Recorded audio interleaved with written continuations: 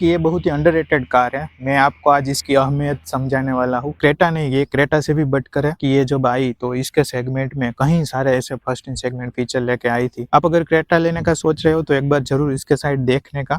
थोड़ा बहुत एक्सटेंड करके डायरेक्टली काट दिया गया है। यहाँ पे भी आपको डिस्क ब्रेक का ऑप्शन मिलता है। यहाँ पे आपको टायर का टेम्परेचर भी दिखाएगा। ये भी शायद इस सेगमेंट में किसी और गाड़ी में नहीं आता है। Normal, sport and comfort 12 volt का पावर सॉकेट है और यहाँ पे आपको हिडन देखने को मिलेगा। 3 एडल्ट्स को यहाँ पे बिठा सकते हो। ये थोड़ा प्रॉपर हो सकता था। 257 लीटर की बूट स्पेस मिलती है तो डेफिनेटली बहुत ही कम है। तो सबसे पहले डायरेक्ट डायरेक्शन दिखाएगी आपको। अगर किसी को नहीं पता है कि ये डीजल गाड़ी है तो उसको पता नहीं लगेगा कि वो पेट्रोल गाड़ी चला रहा है कि डीजल गाड़ी चला रहा है। सस्पेंशन, बॉडी रोल और स्टेबिलिटी, इन तीनों के मामले में ये गाड़ी एक परफेक्ट कॉम्बिनेशन है। आप इसको चलाओगे तब तो आपको डेफिनेटली ये ज्यादा पावरफुल महसूस होने वाली है। तब वहां पे जाके ये आपकी 4 डिस्क की जो एफिशिएंसी है वो भी आपको दिखा देगी। अभी के जो VW की कार आती है उसके साथ भी कंपेयर कर सकता हूँ। 22 से लेकर 25 तक की भी एवरेज दे सकती है। जो आपको नॉर्मल टर्बोचार्ज इंजन है उससे भी ज्यादा पावर, परफॉर्मेंस और टॉर्क मिलता है तो उसके साथ भी आप जा सकते हैं। नेक्सॉन से तो एक अबव सेगमेंट की है। और नमस्कार दोस्तों, स्वागत है आप सभी का मेरे इस यूट्यूब चैनल माय कमेंट्स में, जहाँ पे आज हम बात करने वाले XUV300 डीजल के बारे में। मेरा आज की डेट पे वीडियो बनाने का 2 मकसद है। एक तो अभी रिसेंटली इसका फेसलिफ्ट आने वाला है, कुछ ही समय में इसका फेसलिफ्ट आ जाएगा।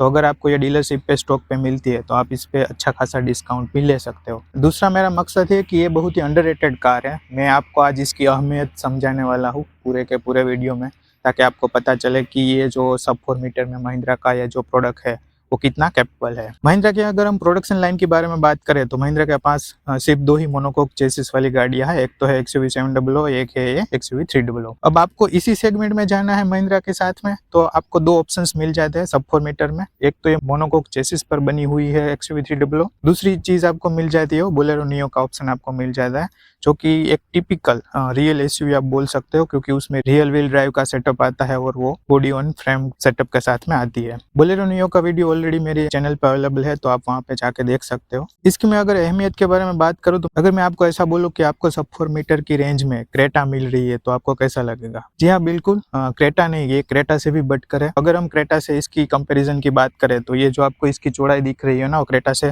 30 mm ज्यादा है। अगर हम इसके व्हील बेस के बारे में बात करें, मतलब कि फ्रंट व्हील और रियर व्हील के डिस्टेंस के बारे में बात करें, तो क्रेटा में जो आता है उससे सिर्फ 10 mm ही कम है। तो आप देख सकते हो कि चौड़ाई क्रेटा से ज्यादा है, व्हील बेस उससे थोड़ा ही कम है। मतलब आपको जो अंदर की स्पेस मिलने वाली है वो क्रेटा जितनी ही मिलने वाली है, उसमें कोई दोहराई नहीं है। क्रेटा है ना, वो सब 4 मीटर में नहीं आती है, वो एक कॉम्पैक्ट एसयूवी सेगमेंट में चले जाती है और ये सब कॉम्पैक्ट एसयूवी सेगमेंट में है। तो आपको जो डिफरेंस देखने को मिलेगा वो पीछे से देखने को मिलेगा कि इसका जो पीछे वाला बूट है वहां से वो कटौती की गई है।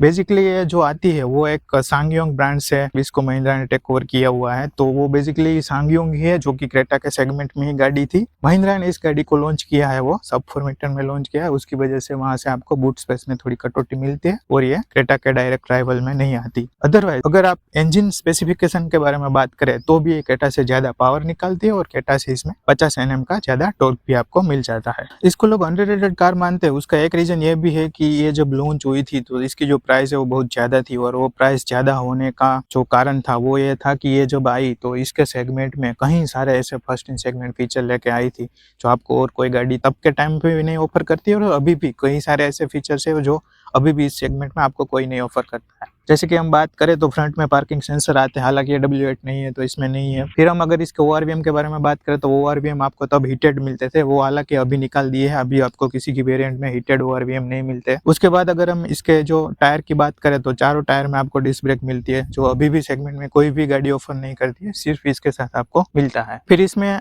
जब लॉन्च के टाइम पे आपको 7 एयरबैग दिए गए हैं, हालांकि अभी वो निकाल दिए गए, आपको मैक्सिमम 6 एयरबैग ही मिलते हैं। तो लॉन्च के टाइम में आपको नी एयरबैग का ही ऑप्शन मिलता था। उसके साथ साथ इंटीरियर के बारे में बात करें तो आपको एक टायर डायरेक्शन की जो चीज है वो भी इसमें आपको मिलती है, तो वो भी एक अच्छा खासा फीचर है। उसके बाद अगर हम एयर कंडीशनर के बारे में बात करें तो आपको ड्यूल जोन एसी मिलता है, जो कि इस सेगमेंट में कोई अभी भी नहीं ऑफर कर रहा है। तो ऐसे कई सारे फीचर्स है जो कि फ्रेशिंग सेगमेंट थे। इंडिया में कोई फीचर ऐसा था कि जिसकी जरूरत नहीं थी, जैसे कि हीटेड ORVM, तो उसको अभी निकाल दिया गया है। पर जब ये लॉन्च हुई तो उसके साथ आता था, इसलिए सबको लगता था कि बहुत ही प्राइस इसकी जो ज्यादा है वो रखी गई है। अभी ऐसा कुछ नहीं है, जो जरूरत नहीं थी ऐसे फीचर्स है उसको डेफिनेटली निकाल दिया गया है और अभी एक बहुत ही अच्छा पैकेज बन के आया है। आप अगर क्रेटा लेने का सोच रहे हो तो एक बार जरूर इसके साइड देखने का, क्योंकि ये क्रेटा से हर मामले में बेहतर ही है। तो आपको शायद इसके साथ थोड़ी बहुत वैल्यू ज्यादा देखने को मिले। बूट स्पेस की जरूर आपको थोड़ी बहुत कमी महसूस होगी, पर वो ऐसा है कि आप हर रोज तो कोई लंबी ट्रिप मारने वाले नहीं हो, मतलब अगर ज़्यादा दिन की ट्रिप है तब भी आपको डेफिनेटली बूट स्पेस की कमी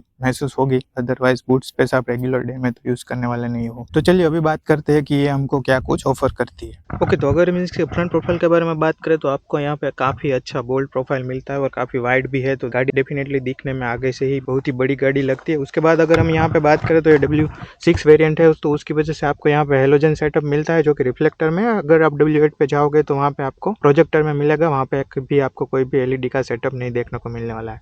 यहाँ पे आपको साइड में इंडिकेटर का प्लेसमेंट मिलता है और W6 में आपको फॉग लैंप भी यहाँ पे मिलने चाहते हैं।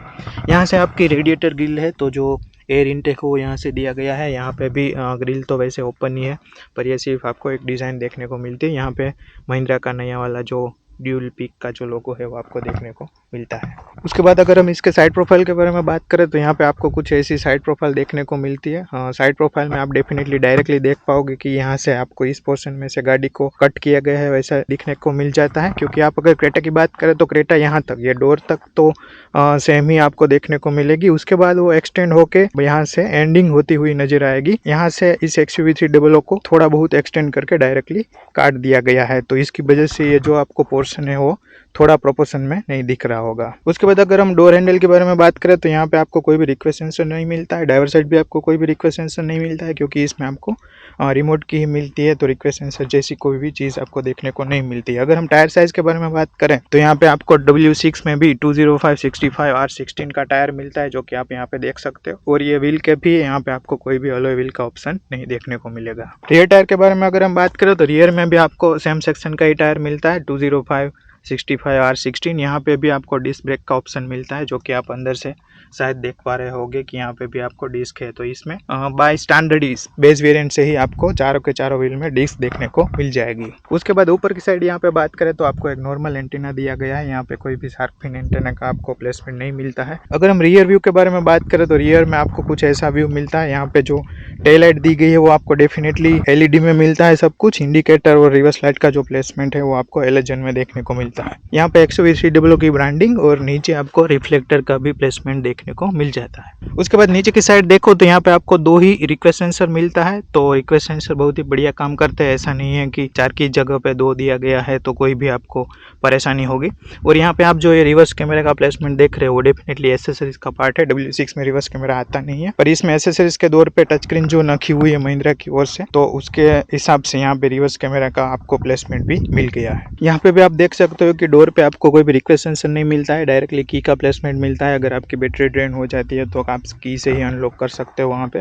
यहाँ पे आपको फेंडर पे इंडिकेटर मिलेगा, W8 अगर इसके टॉप एंड में जाओगे तो आपको यहाँ पे ORVM पे आपको इंडिकेटर देखने को मिल जाएगा। इसके बाद अगर हम इसके इंटीरियर में चले उसके पहले हम अगर की बात कर ले तो यहाँ पे आपको जो टिपिकल महिंद्रा की है वही की देखने को मिलती है, जहाँ पे लॉक अनलॉक और बूट को अनलॉक करने का प्लेसमेंट देखने को मिलता है। उसके बाद ड्राइवर साइड के डोर के बारे में बात करें तो ड्राइवर साइड के डोर में आपको यहाँ पे हैंडल दिया गया है, जहाँ पे आप थोड़ा बहुत कुछ कॉइन्स वगैरह रखना चाहो तो रख सकते हो। बाकी आपको यहाँ पे जो ड्राइवर साइड की जो विंडो मिलती है वो ऑटो डाउन मिलती है, ऑटो अप नहीं मिलती है। उसके बाद सारे के सारे पावर विंडो है, सभी कंट्रोल यहाँ से आप एडजस्ट कर सकते हो, और यहाँ पे आपको ORVM को एडजस्ट करने के लिए भी कंट्रोल मिल जाएगा।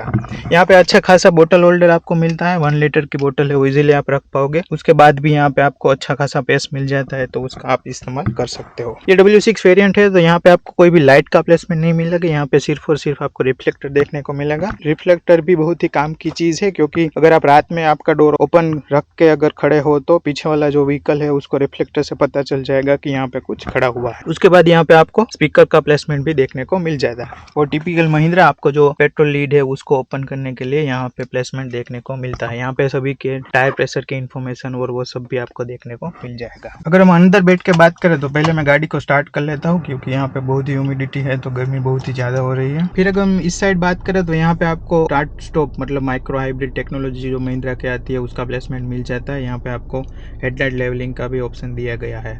यहाँ पे आपको फ्रंट पार्किंग सेंसर का ऑप्शन भी मिलता था, पर ये W8 नहीं है तो इसमें नहीं आता है, तो यहाँ पे आपको वो प्लेसमेंट नहीं दिया गया है। बाकी बहुत सारी डमी स्विच आप यहाँ पे देख पा रहे होगे।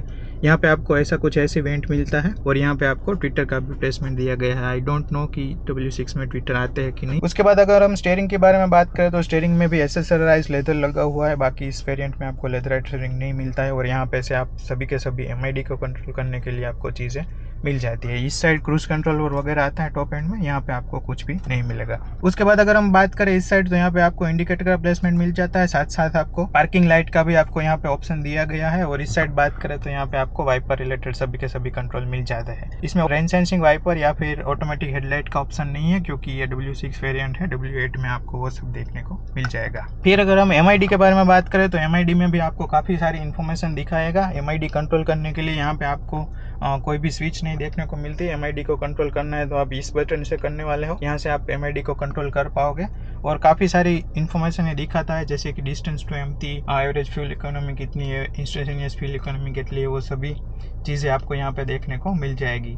जैसे कि यहाँ पे डिजिटल स्पीड भी आप देख सकते हो। उसके बाद टायर प्रेशर मॉनिटरिंग सिस्टम भी इसमें आता है, तो आपको सारों के सारों टायर के जो प्रेशर है वो भी आपको दिखाएगा। यहाँ पे आपको टायर का टेम्परेचर भी दिखाएगा। ये भी शायद इस सेगमेंट में किसी और गाड़ी में नहीं आता है, पर इसके साथ दिया जाता है, तो ये भी फर्स्ट इन सेगमेंट फीचर ही आप काउंट कर लो। उसके बाद यहाँ पे DEF का लेवल कितना है वो भी आपको परसेंटेज में दिखाता है। और यहाँ पे डिजिटल क्लॉक का ऑप्शन, और इसको अगर लॉन्ग प्रेस करोगे तो यहाँ पे एंटर भी कर सकते हो कि आपको कौन कौन से सेटिंग है वो देखने हैं। तो काफी सारी इन्फॉर्मेशन आती है, इसको हम स्किप कर रहे हैं अभी के लिए, क्योंकि अगर इसको सबको इंक्लूड करेंगे तो वीडियो बहुत ही लंबा हो जाएगा। उसके बाद यहाँ पे आप टेकोमीटर और स्पीडोमीटर में जो कलर देख रहे हो, इस कलर को भी आप सेट कर सकते हो। और इसमें फ्लैशिंग का वार्निंग भी लाइट आती है कि आप 120 आप चले जाते हो, तो ये बीप का साउंड तो करेगा। बीप के साउंड के साथ साथ आपको जो फ्लैशिंग है वो भी देखने को मिलेगी टेकोमीटर और स्पीडोमीटर में, ताकि आपको पता चले कि आप हाई स्पीड पे गाड़ी को चला रहे हो। अगर इस साइड हम बात करें तो यहाँ पे आपको अगेन ऐसे वेंट मिलते हैं टिपिकल। ये जो आप डिज़ाइन पर्टिकुलर देख रहे हो सेंटर कंसोल की, वो आपको डेफिनेटली थोड़ी बहुत आउटडेटेड फील हो रही होगी, पर अभी जब फेसलिफ्ट आ जाएगा तो वो इश्यू भी आपका खत्म हो जाएगा। वो भी नया वाला वहाँ पे टच स्क्रीन और लेआउट है वो अपडेट हो जाएगा, तो वहाँ पे भी कोई भी दिक्कत नहीं है। ये जो आप स्क्रीन देख रहे हो वो हमने महिंद्रा की ओर से देखी है कि जो नॉर्मल स्क्रीन आती है वो ऐसी आती है जैसे हमने स्कॉर्पियो में देखी है। यहाँ पे आपको कोई एंड्रॉइड ऑटो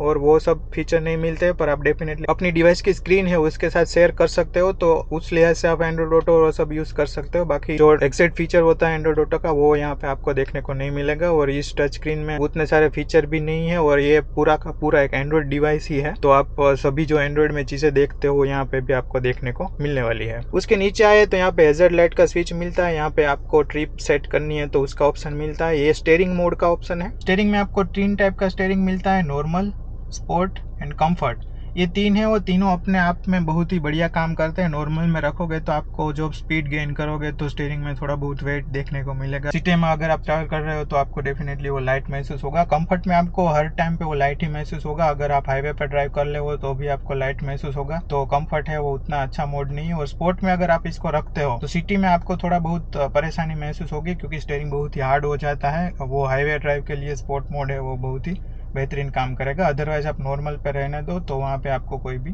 प्रॉब्लम नहीं होगा। उसके बाद अगर इस तरफ हम बात करें तो यहाँ पे आपको अच्छी खासी स्पेस मिल जाती है। आप अपना वॉलेट, फोन और कीज वगैरह सब कुछ यहाँ पे रख सकते हो। और यहाँ पे आपको ग्लव बॉक्स का भी प्लेसमेंट मिल जाता है। ग्लव बॉक्स है वो भी अच्छा खासा डीप है, मतलब आप अच्छा खासा यहाँ पे सामान लोड कर सकते हो। वहाँ पे भी आपको एसीमेंट मिल जाता है टिपिकल। और उस डोर पे भी आपको ये जो ब्लैकआउट हैंडल डोर मिलता है, उसके साथ साथ आपको पावर ऑन का भी प्लेसमेंट मिल जाता है। गाड़ी वो डेफिनेटली बहुत ही वाइड आती है, मैंने आपको ऑलरेडी बताया। तो आपको अगर ड्राइवर सीट पे बैठे बैठे उस डोर तक पहुंचना है या फिर उस पर्टिकुलर ORVM को ओपन करना है तो वो बैठे बैठे नहीं हो पाएगा। आपको उस साइड मूव होके वो उसके बाद करना पड़ेगा, या फिर आप उतर के उस साइड जाकर कर सकते हो। तो गाड़ी डेफिनेटली बहुत ही वाइडर है। उसके बाद यहाँ पे हम सेंटर कंसोल की बात करें तो टच स्क्रीन के एग्जैक्ट नीचे आपको जो देखने को मिलता है वो एसी का सभी के सभी कंट्रोल देखने को मिलता है। यहाँ पे ऑटोमेटिक एसी नहीं आता है, तो आपको जो टेम्परेचर हो मैन्युअली कंट्रोल करना है। आपको कितना टेम्परेचर कूलेंट चाहिए, कितनी हीट चाहिए, वो सब यहाँ से एडजस्ट कर सकते हो। उसके बाद टिपिकल आपको जो डीप फोगर का और मैक्स एसी का और आपको हवा कहाँ पे चाहिए उसका सभी के सभी यहाँ पे कंट्रोल है। और ये जो बड़ी सी डायल देख रहे हो वो डेफिनेटली आपको ब्लोअर की स्पीड एडजस्ट करने के लिए कंट्रोल देखने को मिलता है। उसके नीचे अगर हम यहाँ पे बात करें तो यहाँ पे आपको USB का प्लेसमेंट मिल जाता है, उसका भी प्लेसमेंट मिल जाता है, तो वो भी एक काम की चीज है। और उसके नीचे यहाँ पे अच्छा खासा आपको स्पेस भी मिल जाता है, जहाँ पे आप अपना फोन और वो सब रखना चाहो तो रख सकते हो। यहाँ पे आपको जो टिपिकल महिंद्रा जो हाइड करके रखता है वैसा ही 12 वोल्ट का पावर सॉकेट है, और यहाँ पे आपको हिडन देखने को मिलेगा, तो वहाँ से आप वो 12 वोल्ट का पावर सॉकेट को यूज़ कर सकते हो। उसके बाद यहाँ पे आपको 6 स्पीड का मैनुअल गियर बॉक्स मिलता है, आपको डीजल में AMT भी मिल जाएगा, अगर वो उसके साथ आपको जाना है तो उसके साथ भी आप जा सकते हो। और यहाँ पे आपको कोई भी आर्मरेस्ट देखने को नहीं मिलता है, पर यहाँ पे अच्छा खासा स्पेस आप देख पाओगे, और ये जो हैंड ब्रेक है वो उसका प्लेसमेंट आपको यहाँ पे मिलता है। उसके बाद यहाँ पे मैनुअल ऑटो DM IRVM मिलता है आपको, मतलब इस स्विच से आपको ऑन ऑफ करना पड़ेगा। और यहाँ पे अगर हम बात करें तो यहाँ पे आपको कोई भी लाइट का प्लेसमेंट या फिर ग्लास का प्लेसमेंट नहीं मिलता है, और इस साइड में अगर हम बात करें तो यहाँ पे आपको लाइट के साथ साथ ग्लास का भी प्लेसमेंट मिल जाता है। इधर आए तो यहाँ पे सभी के सभी लाइट के कंट्रोल आपको देखने को मिलते हैं, और यहाँ पे आपको एक सन ग्लास का भी प्लेसमेंट देखने को मिल जाता है। और ये है आपका सनरूफ, सनरूफ है वो भी वाइड ओपन होता है, उतना वाइड नहीं है पेनारोमिक जितना, तो उतनी एक्सपेक्ट मत कीजिए, पर अच्छा खासा ये ओपन हो जाता है। आप इसको कम्प्लीटली पीछे भी कर सकते हो। ये जो कर्टेन है वो आपको ही बंद करना पड़ेगा, ऑटोमेटिकली बंद नहीं होने वाला है। अभी पीछे चलते हैं और पीछे चल के बात कर लेते हैं। मैंने ये सीट है वो मेरी हाइट के हिसाब से ऑलरेडी एडजस्ट की हुई है। मेरी हाइट होगी अराउंड 5'4" to 5'6", और हम देखते हैं कि पीछे हमको कितना स्पेस देखने को मिलता है। पीछे अगर हम रियर डोर के बारे में बात करें तो यहाँ पे भी आपको सेम सेटअप ही मिलता है। यहाँ पे आपको 1 लीटर की बोतल होल्डर का प्लेसमेंट, उसके साथ काफ़ी सारी स्पेस भी मिल जाते हैं। यहाँ पे आपको पावर विंडो के कंट्रोल और डोर ओपन के लिए, लॉक अनलॉक के लिए वो सभी प्लेसमेंट मिल जाता है, और इसके साथ यहाँ पे आपको एक स्पीकर का भी प्लेसमेंट दिया गया है। उसके बाद अगर हम अंदर बैठे तो इसमें आपको बैठने या उतरने में कोई भी परेशानी वाली बात नहीं हो, क्योंकि जो इसका ग्राउंड क्लियरेंस है वो तो 180 mm ही है, पर आपकी गाड़ी है वो बहुत ही ऊंची आपको फील होगी, तो उतरने में बैठने में आपको कोई भी परेशानी होने वाली नहीं है। उसके बाद अगर हम सीट के बारे में बात करें तो ये गाड़ी बहुत ही वाइड आती है, उसके लिए से आप 3 एडल्ट्स को यहाँ पे बिठा सकते हो। उतना कंफर्टेबली नहीं बैठेगा, पर ठीक ठाक कंफर्टेबली वो बैठ सकते हैं, तो वहाँ पे कोई भी परेशानी नहीं होगी। उसके बाद यहाँ पे आपको जो हेडरेस्ट मिलता है वो W8 वेरिएंट में आपको फिक्स मिलता है, एडजस्टेबल हेडरेस्ट यहाँ पे आपको नहीं मिलता है। और उसके बाद अगर आप देखो तो यहाँ पे आपको जो सीट बेल्ट का ऑप्शन मिलता है, और सीट बेल्ट के ऑप्शन है वो आपको तीनों पैसेंजर के मिल रहे हैं। हालांकि 2 पैसेंजर के लिए सीट बेल्ट है वो आपको 3 पॉइंट मिलते हैं, बाकी जो लेफ्ट सीट बेल्ट है वही आपको बीच वाले पैसेंजर के लिए मिलता है। उसके बाद यहाँ पे फ्रंट सीट बेल्ट के बारे में बात करें तो फ्रंट सीट बेल्ट है वो आपको एडजस्टेबल मिलता है, तो वो भी एक बहुत ही अच्छी बात यहाँ पे है।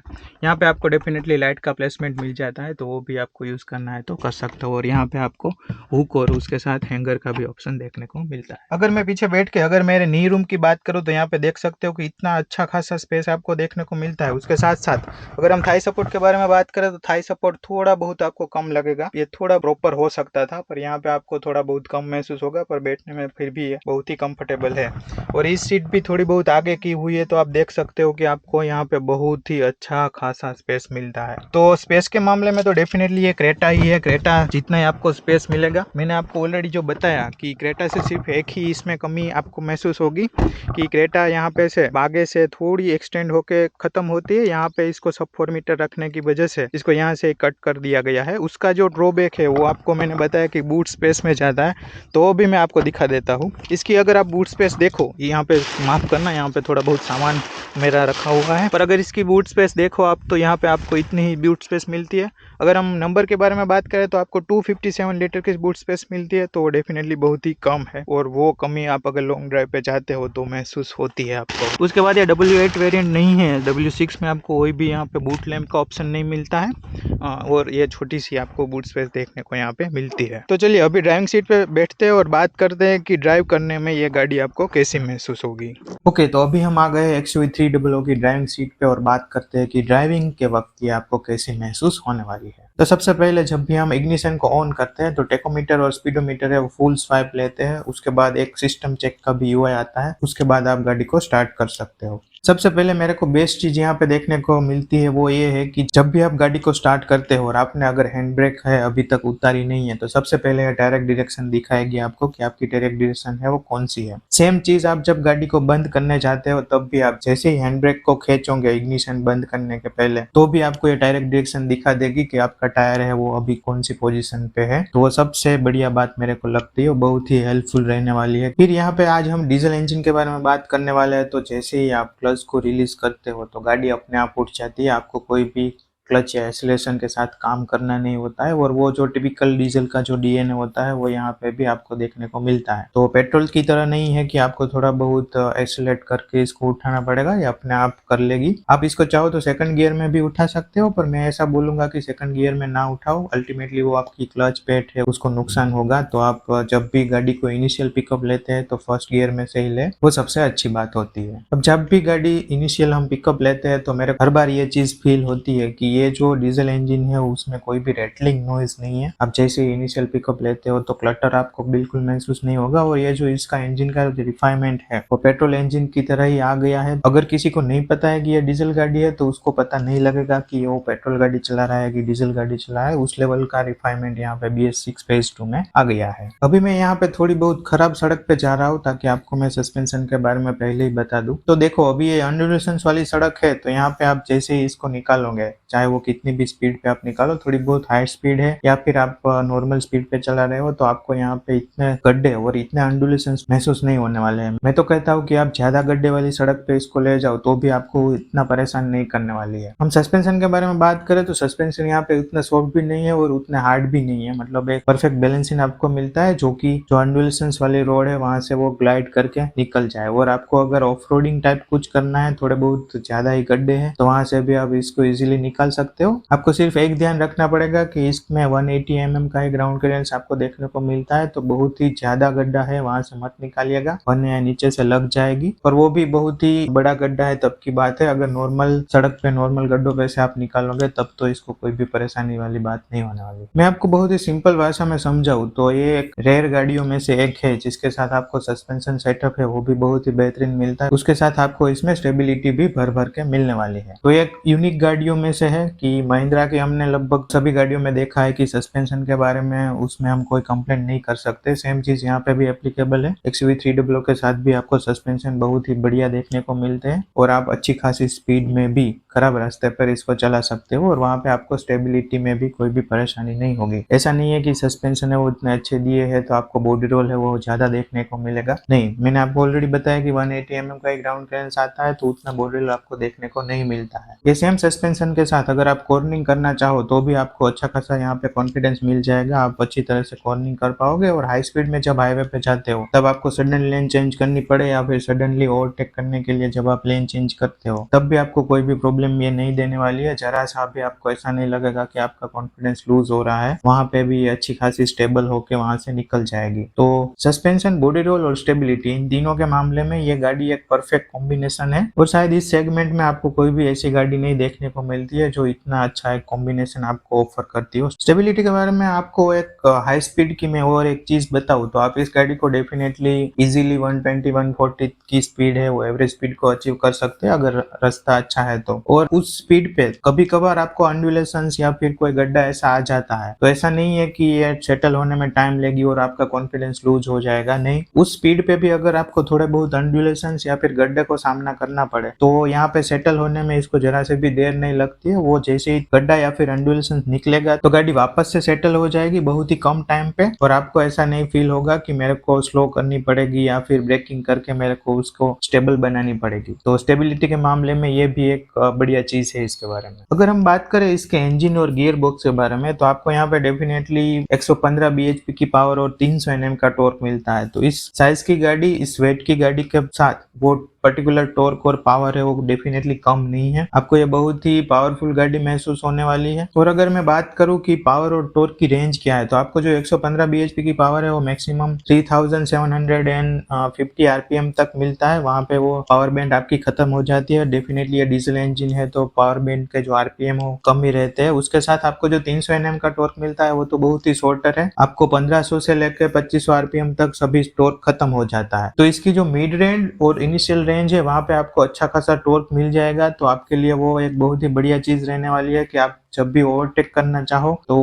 वहां पे आपको डेफिनेटली अच्छा खासा पावर मिल जाएगा। आपको इसको हाई रेव करने की कोई भी जरूरत नहीं है, आप जब चाहो तब इंस्टेंटली इसके साथ पावर निकाल सकते हो। तो जो शॉर्ट टॉर्क की रेंज है उसका बेनिफिट आपको डेफिनेटली डायरेक्टली मिलता है कि ये आपको पुश बैक देगी। तो पावर है वो इसके साथ आपको गजब का फील होने वाला है। तो पावर में डेफिनेटली ऑन पेपर भी आपको ज्यादा पावरफुल लगती है, उसके साथ साथ आप इसको चलाओगे तब तो आपको डेफिनेटली ये ज्यादा पावरफुल महसूस होने वाली है। उसके बाद अगर हम गियर बॉक्स के बारे में बात करें तो गियर में आपको 6 स्पीड का मैनुअल ट्रांसमिशन इसके साथ देखने को मिलता है। इसके साथ एक ऑटोमेटिक भी आता है जो कि AMT आता है, इसमें कोई भी टॉर्क कन्वर्टर यूनिट आपको नहीं मिलता है। अगर हम मैनुअल गियर बॉक्स के थ्रो के बारे में बात करें तो थ्रो काफी मतलब शॉर्ट है। हमने हुंडई और सुजुकी की गाड़ियों में देखा है, उतना तो अच्छा नहीं है, पर फिर भी कहाँ पे भी आपको गियर कभी अटके ऐसा महसूस नहीं होगा। आप सही टाइम पे सही गियर में ही स्लॉट हो पाओगे। तो गियर बॉक्स भी अच्छा खासा है यहाँ पे, तो उसके साथ भी आप कोई भी शिकायत नहीं कर पाओगे। उसके बाद अगर हम ब्रेकिंग के बारे में बात करें तो ब्रेकिंग में आपको यहाँ पे बेस वेरिएंट से ही चारों डिस्क ब्रेक मिलती है। तो ब्रेकिंग में ऐसा नहीं है कि आप थोड़ा सा भी ब्रेक पेडल पे पावर रखोगे तो आपको ये अच्छा खासा ब्रेकिंग देने वाली है, जी बिल्कुल नहीं। यहाँ पे आपको सॉफ्ट बाइटेड ब्रेक मिलती है, मतलब आप थोड़ा सा पेडल पे पावर रखोगे तो ये डेफिनेटली धीरे धीरे से वो ब्रेकिंग को लेगी और आपको ऐसा ही लगेगा कि आप नॉर्मल जो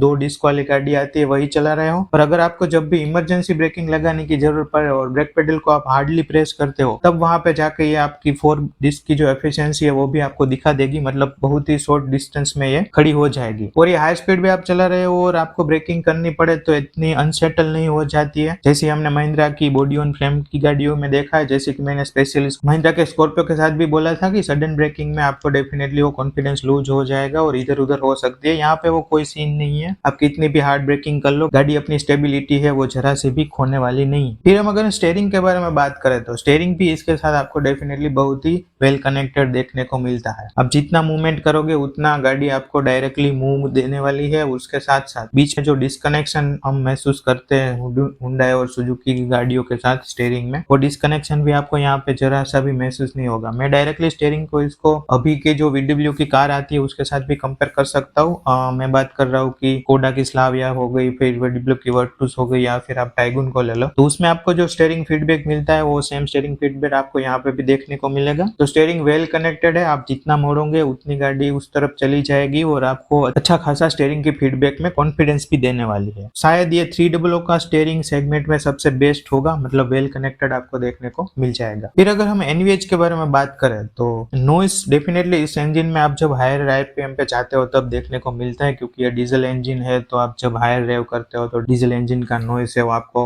आ जाता है, क्योंकि वो पेट्रोल जितना तो साइलेंट डेफिनेटली नहीं हो पाता है। तो हायर रेंज पे आपको वो डेफिनेटली डीजल इंजन का आवाज है वो अंदर केबिन में आ जाएगा। बाकी जब आप नॉर्मल रेविंग करते हो, मतलब 3000 या 3500 जाते हो, तब तक तो आपको कोई भी प्रॉब्लम यहाँ पे नहीं आने वाला है। फिर हम अगर वाइब्रेशन के बारे में भी बात करें तो वाइब्रेशन में भी ऐसा है कि जब इनिशियली गाड़ी को आइडल होती है और जब आप इंजन को स्टार्ट करते हो तब भी आप स्टीयरिंग पे, गियर बॉक्स पे या फिर पेडल पे कहीं पे भी आपको वाइब्रेशन महसूस नहीं होने वाला है। जब आप गाड़ी को पिकअप करते हो तब भी आपको कोई भी वाइब्रेशन महसूस नहीं होने वाला है। वाइब्रेशन आपको डेफिनेटली इसके साथ बिल्कुल जीरो महसूस होगा। और ये सेम वाइब्रेशन आपको कहीं पे भी डोर पैनल पे भी, अगर डोर खुला हुआ है तो डोर पैनल पे भी देखने को नहीं मिलेगा। तो यहाँ पे जो रिफाइनमेंट है वो डेफिनेटली इंजन में बहुत ही अच्छा खासा हो गया है। फिर अगर हम विंड नॉइज और टायर नॉइज के बारे में बात करें तो विंड नॉइज आपको थोड़ा बहुत आपको डेफिनेटली यहाँ पे देखने को मिलेगा। और उसके साथ टायर नॉइज की बात करें तो डिपेंड्स ऑन द रोड, आप किस टाइप के रोड पे जा रहे हो उसके बेसिस पर आपको डेफिनेटली इसके जो टायर का नॉइज है वो भी केबिन के अंदर सुनाई देगा। तो केबिन है वो बहुत ही शांत है। इस सेगमेंट की हम बात करें तो NVH है उसकी इस गाड़ी के साथ बहुत ही वेल कंट्रोल है। फिर अगर हम इसके माइलेज फिगर के बारे में बात करें तो जब भी आप इस गाड़ी को 6th गियर में चला रहे हो और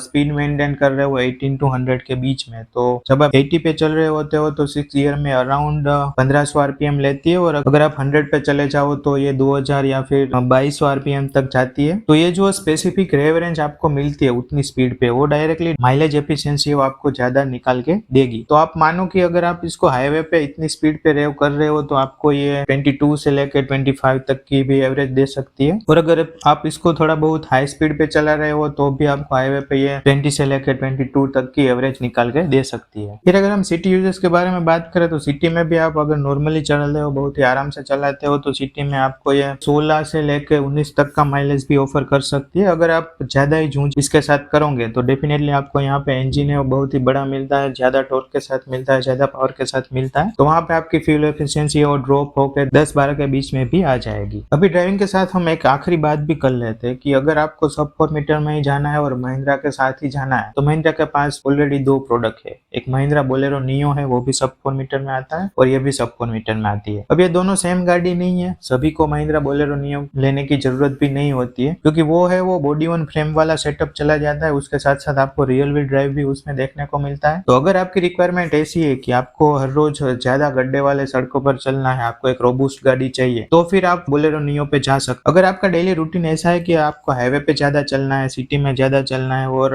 जो खराब सड़कें है वो कम आती है, या फिर हाईवे पे अंडुलेशंस वाली सड़कें आती है, तो फिर आप XUV 300 के साथ में ही जाइए, क्योंकि बोलेरो नियो के साथ में जाओगे तो हाईवे स्टेबिलिटी आपको डेफिनेटली इससे कम देखने को मिलेगी। उसके साथ साथ वो सेटल होने में भी थोड़ा टाइम लेती है और आप उसके साथ इतना अच्छा कॉर्नरिंग या फिर लेन चेंज करने में वो आपको इतना कॉन्फिडेंस भी नहीं ऑफर करेगी। तो वो एक अलग सेगमेंट की गाड़ी है। डेफिनेटली आपको ऑफ रोडिंग ज्यादा करना होता है या फिर ऑफ रोडिंग टाइप के रास्तों पे आपको चलना होता है, तो फिर आप इसके साथ मत जाइएगा। वो रोबूस्ट है, आपको बहुत ही अच्छा फील देगी, तो फिर आप महिंद्रा बोलेरो नियो के साथ जाइए। अगर आपका अच्छा रोड पे ट्रैवलिंग करना है, आपको हाई स्पीड में भी ट्रैवलिंग करना है, तो फिर आप 300 के साथ में जा सकते हो। तो बस यही सब बातें हैं XUV 300 के बारे में। बेसिकली आप मान के चलो कि ड्राइविंग करते वक्त आपको इसकी जो फीलिंग आएगी वो इस सेगमेंट से एक अप लेवल के आने वाली है, मतलब क्रेटा जितनी आपको इसमें ड्राइविंग की अच्छी फीलिंग आएगी। तो चलिए अभी कंक्लूजन के बारे में बात कर लेते हैं कि आपको ये गाड़ी लेनी चाहिए कि नहीं लेनी चाहिए। ओके, तो अभी बात कर लेते हैं XUV 300 के कंक्लूजन के बारे में कि आपको ये गाड़ी लेनी चाहिए कि नहीं। तो मैंने आपको ऑलरेडी बता दिया, सब कुछ बता दिया कि ये सस्पेंशन के मामले में कैसी है, कोई भी सड़क पे आप ले जाओ तो ये सही तरह कैसे उस सड़क को हैंडल कर लेगी। उसके बाद इसकी ब्रेकिंग एफिशिएंसी है, ब्रेकिंग बाइट है, वो बहुत ही अच्छी है। उसके बाद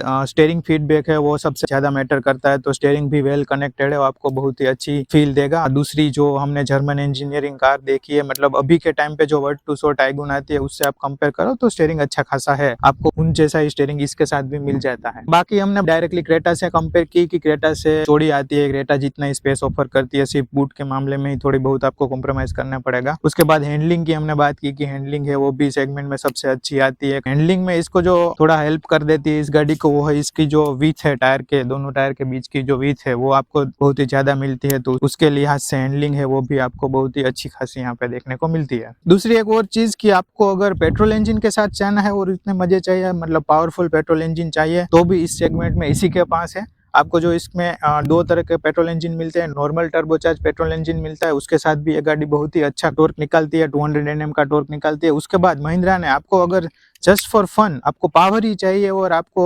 सेम आपको हैंडलिंग चाहिए और वो सब चीजें चाहिए, तो पेट्रोल में इस महिंद्रा ने इसके टर्बोचार्ज इंजन पे भी एक इंजन निकाला है जो कि TGDI इंजन मिलता है, आपको डायरेक्ट गैसोलीन इंजन मिलता है, तो उसमें जो आपको नॉर्मल टर्बोचार्ज इंजन है उससे भी ज्यादा पावर परफॉर्मेंस और टॉर्क मिलता है, तो उसके साथ भी आप जा सकते हो। अगर आपको डीजल की रिक्वायरमेंट नहीं है, कभी कभी आप चलाते हो और आपको पावर ही चाहिए, तो आपके लिए बहुत ही बेस्ट इंजन ऑप्शन रहने वाला है। तो गाड़ी सभी चीजों में अच्छी है। आई डोंट नो कि इतना सेल क्यों नहीं कर पा रही। आपको अगर टाटा नेक्सॉन लेनी है तो डेफिनेटली आप इस पे भी जा सकते हो, क्योंकि उसकी जो प्राइस है उतना खासा डिफरेंट नहीं है नेक्सॉन की प्राइस में और इसकी प्राइस में। आपको थोड़ा बहुत ज्यादा पैसा देने पर ये भी मिल जाती है, तो आप क्यों नेक्सॉन पे जा रहे हो, क्योंकि इस गाड़ी बेसिकली नेक्सॉन से तो एक अबव सेगमेंट की है। और सेफ्टी रेटिंग के बारे में अगर हम बात करें तो सेफ्टी में भी इस गाड़ी को नेक्सॉन से ज्यादा सेफ्टी मिली है, मतलब ये भी 5 स्टार गाड़ी ही है, 5 स्टार टेस्टेड गाड़ी है। ग्लोबल एनकेप ने इसको भी 5 स्टार ही दिया था, पर नेक्सॉन ने जो स्कोर किया उनसे ज्यादा स्कोर इसने किया हुआ है। तो इस वीडियो में तो बस इतना ही, यही सब कुछ थी मेरी कमेंट महिंद्रा XUV 300 के बारे में।